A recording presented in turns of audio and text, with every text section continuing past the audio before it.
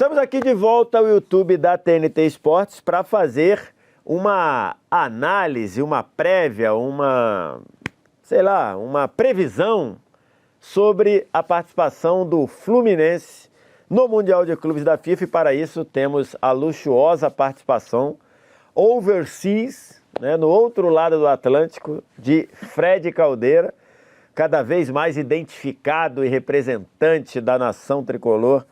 E aí a gente está aqui para falar isso. Vamos tentar, Fred, aqui falar do grupo, falar como o Fluminense chega, tentar projetar alguma coisa, mas queria inicialmente que você falasse como é que você está vendo a participação do Fluminense no Mundial de Clubes da FIFA.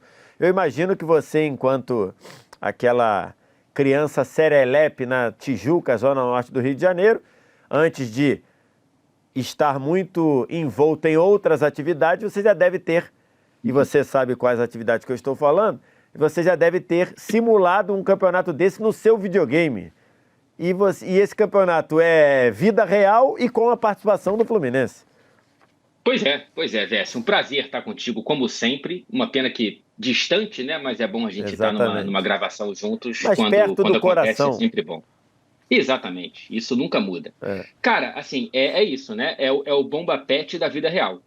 Quando você olha para os confrontos que a gente vai ter, não só do Fluminense, mas do Botafogo, do Flamengo, do Palmeiras, é algo para brilhar os olhos de quem já simulou algo desse nível. A questão é você, hoje em dia, estar limitado a sonhar com o enfrentamento, né? E não com muitas vitórias.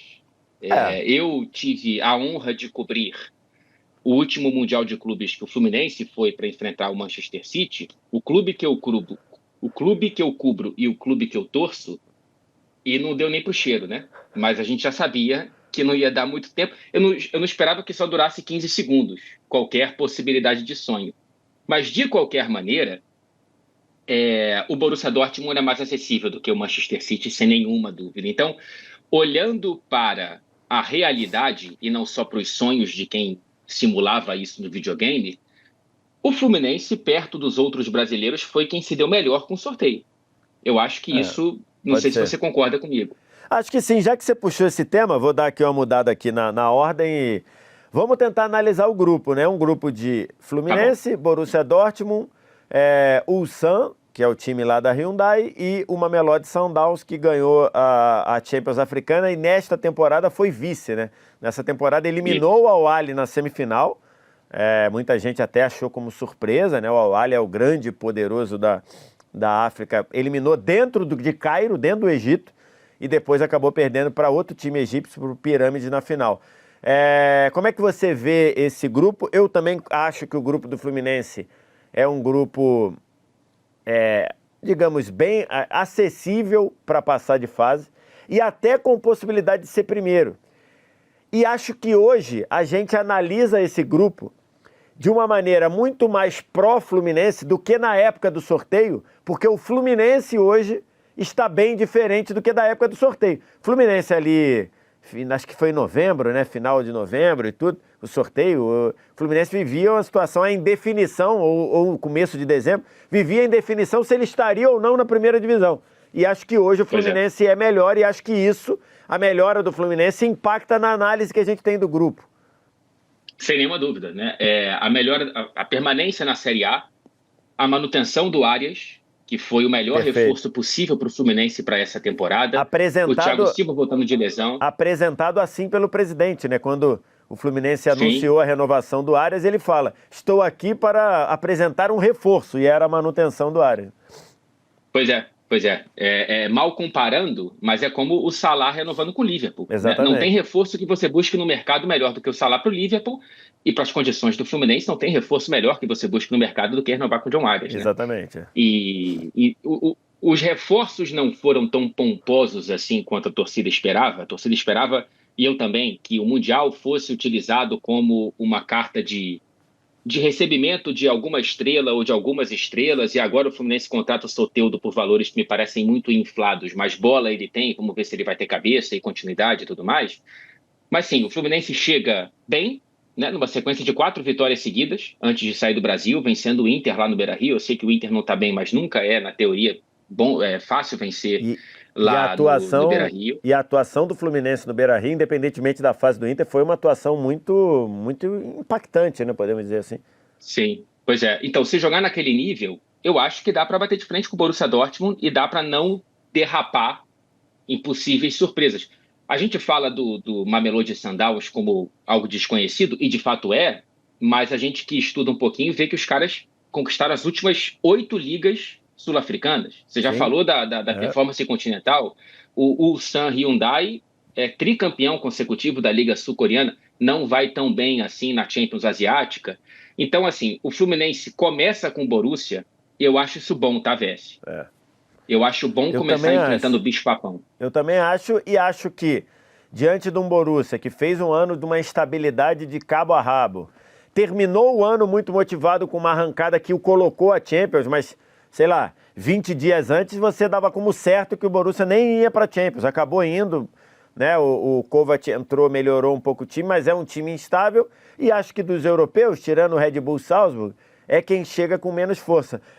Então, eu acho que esse grupo, o Fluminense, é favorito para passar de fase, mas eu não descarto o Fluminense ganhando do Borussia na primeira rodada, e talvez, se ganhar na primeira rodada, aí tem que ter a corda esticada para não dar mole, de repente, contra um Mamelodi Sundowns, contra o Ulsan, mas eu acho factível o Fluminense passar em primeiro.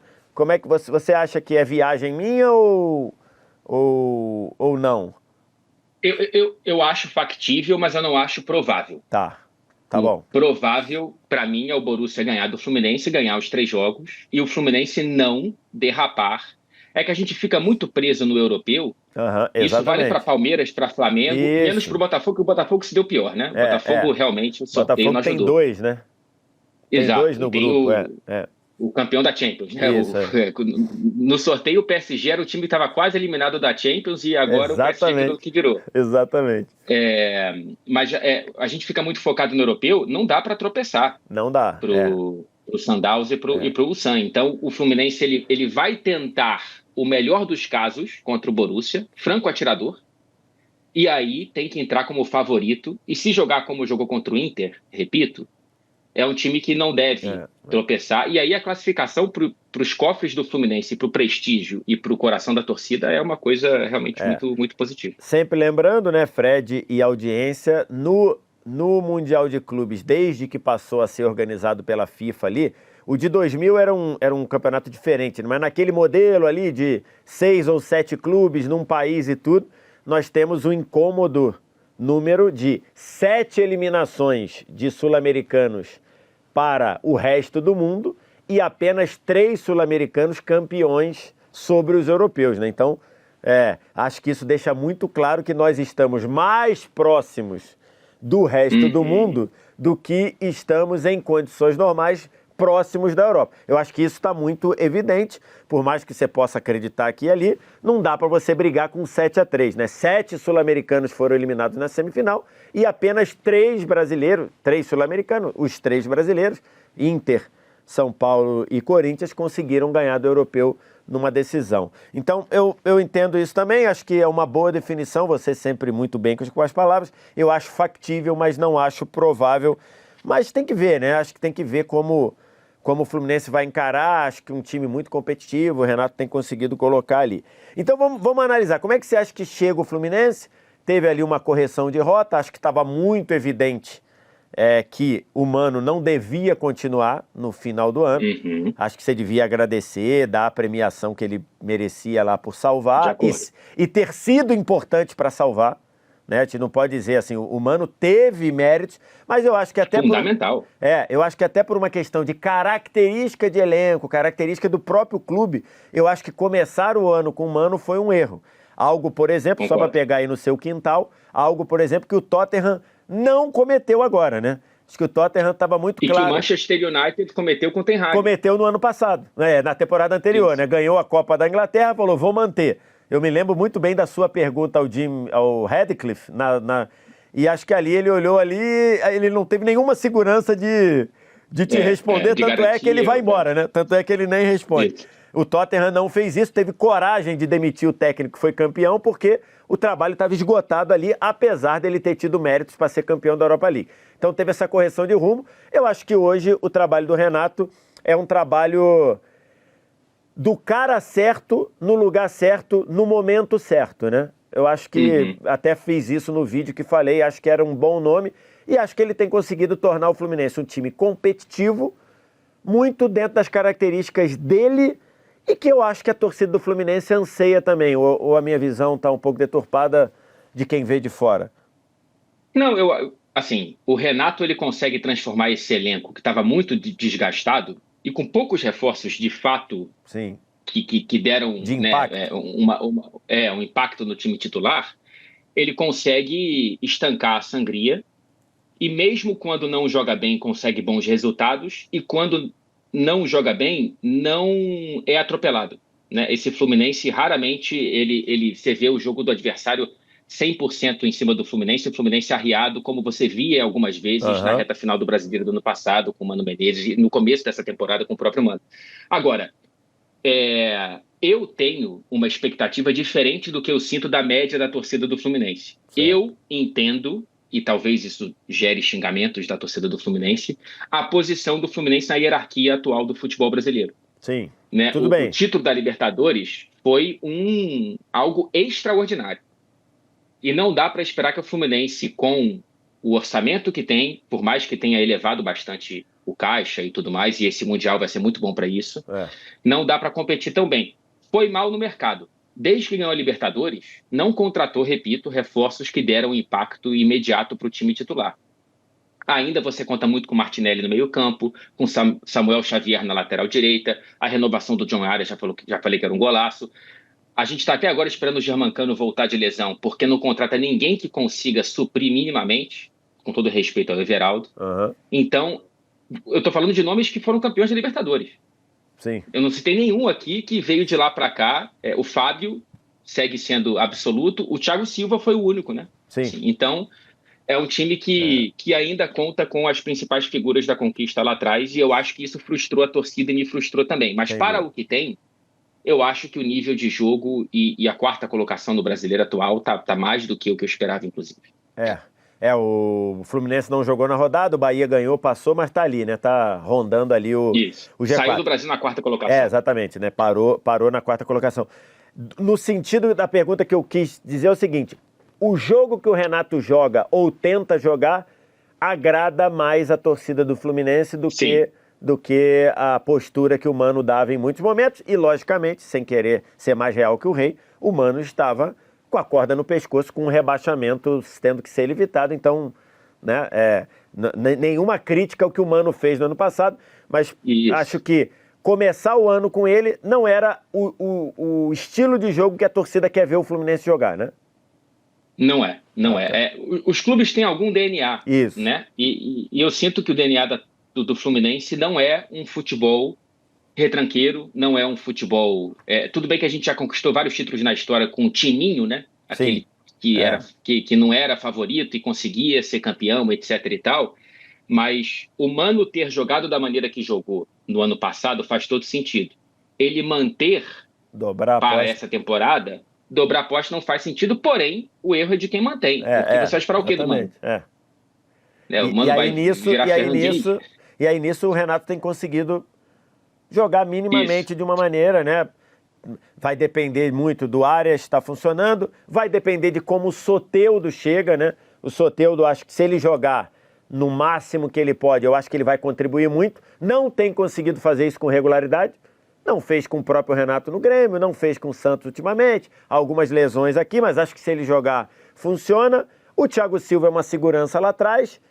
O Hércules tem crescido de produção, acho que pode ser um jogador interessante no meio campo. Demorou um pouquinho, né? Começou o ano um pouquinho, não sei se vendo o salto, mudando de cidade, mudando de clube, não sei se isso atrapalhou, mas começando a entrar nos eixos. Então, a gente pode ver, imagino que a gente possa ver um time do Fluminense que vá para o Mundial tentando jogar, tentando ter um pouquinho de, não vou dizer, acho que protagonismo pode ser uma boa palavra, tentando ter um protagonismo em alguns momentos do jogo. Dentro do grupo, seguramente, né? E contra o Borussia dentro do jogo em alguns momentos. O Hércules é um bom nome e acho que é uma questão de tempo e adaptação. A gente não tem tempo, a gente não tem paciência, mas tem que ter Isso, paciência porque ele se provou um grande jogador, né? E eu ainda aposto muito no Bernal. Eu certo. gosto do Bernal. Acho ele um bom jogador. Tem que ver se ele consegue superar o Martinelli, que a torcida pega no pé, mas eu gosto muito do É, Matheus Martinelli. E o Soteldo é um cara de jogadas e não de jogos, né? é Essa é a verdade. impressão que eu tenho dele. Ele é ótimo para o TikTok, mas eu não sei se é para quem vê o jogo 90 minutos na televisão. Tomara que ele mude É. esse perfil no Fluminense. E ainda lá atrás, mesmo com a idade, o Thiago Silva, acho que, Ah, né, absoluto. é absoluto, tendo ali que lidar com minutos, e acho que é natural, né? É um jogador de 39 anos, mas ainda um jogador, e acho que tem muita condição de, num nível de mundial, ir muito bem, porque continua sendo um craque na zaga. Vamos dar uma olhada aqui em projeção, o Fred. Se passar, o Fluminense passando, cruza com o grupo da Inter, do Monterrey e do River Plate. Então, Isso. e o Urawa Reds também, que é um time até bem organizado, né? Um time bem... O Um River time... quebra o olho, hein? Exatamente. Então, o grupo do cruzamento nas oitavas, Inter, River Plate, Monterrey e o Urawa Reds. Se passar em primeiro, eventualmente, a gente projetando aqui, cruzar com o River ou Monterrey, eu acho que dá jogo. Se passar em segundo, cruzaria com uma Inter de Milão, que se for a Inter da Champions, acho que não dá jogo, é uma Inter nova, né? É uma Inter nova, trocou de treinador Sim. e tudo. Então você vê que acho que o realista, podemos dizer que o realístico é cruzar com uma Inter nas oitavas e muito que provavelmente se despedir. O cenário de tudo funcionando seria passar em primeiro, pegar um Monterrey ou River, que eu acho que aí tem Sim. jogo. Acho que aí poderia, né? O Monterrey ou o River poderiam passar, mas acho que o Fluminense também tem muitas condições de passar. Você concorda? Acho que é esses cenários. Eu acho que sim. Eu acho que sim. Repito, a possibilidade maior que eu enxergo é de passar em segundo, e se passar em segundo já está muito bom. E aí, se pegar uma Inter de Milão, eu não vejo chance, tá?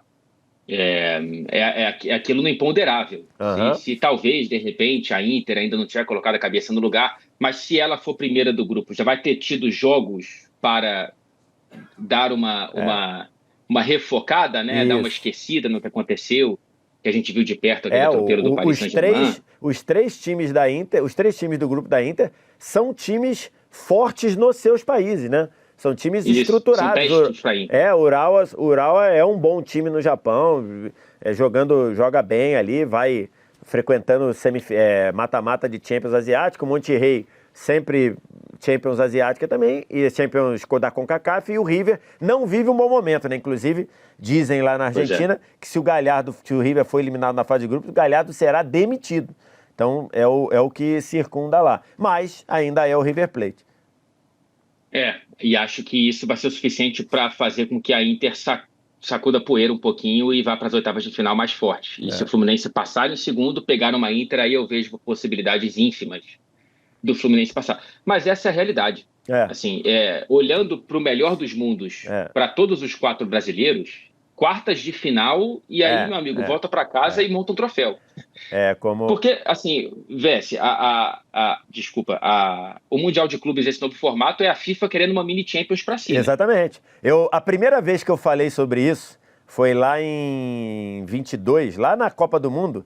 Eu falei, o meu vídeo, se você for no meu canal, você vê. O vídeo tá escrito lá, o nome do vídeo é FIFA Champions League. Porque o sonho da FIFA era ter os 8 europeus nas quartas de final e fazer um Super Agosto. Lembra o Super Agosto lá, que foi o mata-mata da Champions, tudo em jogo único? É o sonho da FIFA, e acho que muito que fora da curva para fugir de 8 europeus nas quartas de final. Agora, então, tem que ver se vai ter mais cara de Champions ou Florida Cup, né? Para os europeus. Pode ser, tem que ver isso. Eu acho que é mais fácil o europeu cair na fase de grupos do que nas oitavas. Porque talvez depois que embala, vai. Depois que ele fala assim, já tô aqui, meu irmão, já tô jogando, acho que aí, depende da fase de grupos, o cara tira o pé, acha que vai enfrentar um time da Ásia, um time da África, e tira o pé, numa dessa toma um gol, não consegue voltar. Acho que depois que vai pro mata-mata, o cara fala, agora já tô aqui, vou levar. Como a gente via na nossa aula de biologia, né, é a nossa posição na cadeia alimentar, né, o Fred Caldeira? Isso, exatamente. A concentração da grana faz com que para o europeu seja obrigação. Ontem assim, já nos Estados Unidos, o José Boto, dirigente português, que é o diretor de futebol do Flamengo, ele foi perguntado isso. Explica um pouco mais essa distância. Ele falou, cara, talento a gente tem, ele falando do Flamengo e queria falar de outros brasileiros. Talento a gente tem. O nosso problema é jogar no ritmo que eles jogam, o tempo que eles jogam, né? Então, acho que isso... Talento, se você pegar as escalações de um Palmeiras, tem muito talento. A questão é estar preparado... Mas é pré-temporada. Tem isso, eles, né? Para eles, eles deveriam estar nas férias. Isso é um fator que pode dar uma desequilibrada, né? Isso é um fator porque quando o City pega o Fluminense, é no meio da temporada do City. Exatamente. É o meio. Quando o Liverpool pega o Flamengo em 19, o Chelsea, eles estavam no meio da temporada. O Chelsea pega o Palmeiras. Agora é isso, né? Agora, e talvez seja uma coisa até difícil de explicar, né? Porque teve time que deu férias pro jogador, né? Sim. Então, assim, o cara tava desgastado do fim da temporada. Então, ele já tá no limite. Ele tem uma férias... foi pra Ibiza 10 dias. A gente tava lá em Munique querendo conversar com os jogadores do Bayern. Aí todo mundo, desiste. Tá todo mundo lá nas praias do sul da Espanha, né, em Portugal, Riviera Francesa. Então, assim... Mas que são 10 dias, sei lá, que nem dá pra descansar da temporada e nem prepara pra próxima, né? Então, alguns voltando para Nations ou para as eliminatórias. Exatamente. Então fica uma salada, né? Aí. Fica uma salada aí. Mas acho que é isso. Exato. Em vias normais, depois que os caras engrenarem também, eu acho que é muito difícil também, mas vamos ver o que os clubes vão fazer e vamos ver o que o Fluminense vai fazer. Fred, pra gente fechar, quero passar a programação e vai te impactar, porque teremos aqui no YouTube da TNT Esportes... Você quer uma explicação, quer um guia bacana, espetacular sobre o Mundial de Clubes, com a nossa participação aqui, portal da TNT Esportes.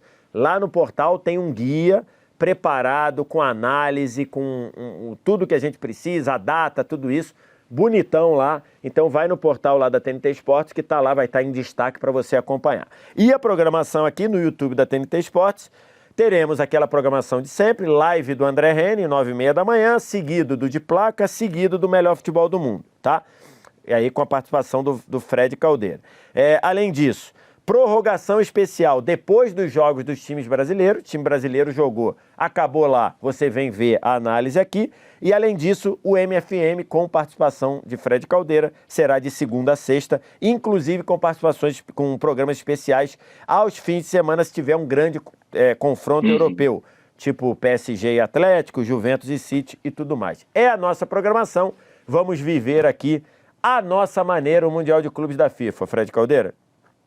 Coisa linda, bom demais, hein? Vamos curtir esse videogame da vida real e ver até onde a gente vai. E, cara, o lúdico já tá prometido, né? Vamos ver como é que vai ser a realidade. É aquilo, né? Sonhar pequeno e sonhar grande dá o mesmo trabalho. Então, para quem quiser sonhar grande, vai lá. E só lembrando, essa é a análise focada no Fluminense. Já está aqui publicado no portal uma análise só do Botafogo, com Jorge Igor e Pedro Certezas, é isso? Tem uma análise também do Flamengo, que eu fiz junto com a Monique Danello, e uma análise do Palmeiras, é o quê? Mauro Betti e Rodrigo Fragoso. Então já tem aqui programa parecido com esse, com todos os brasileiros. E aí convido você a viver o Mundial aqui na cobertura da TNT Esportes. Obrigado aí, já segue, compartilha, se inscreve, manda tudo aquilo que você já está acostumado. E acompanhe sempre a gente aqui, que a gente vai estar montado na notícia nesse Mundial de Clubes, beleza? Um abraço, Fred, obrigado, sempre um prazer revê-lo. Sempre um prazer. Saudações tricolores ao pessoal que está aqui comigo. Um abraço aí e sempre aqui no canal no YouTube da TNT Esportes, muito conteúdo também do Mundial de Clubes.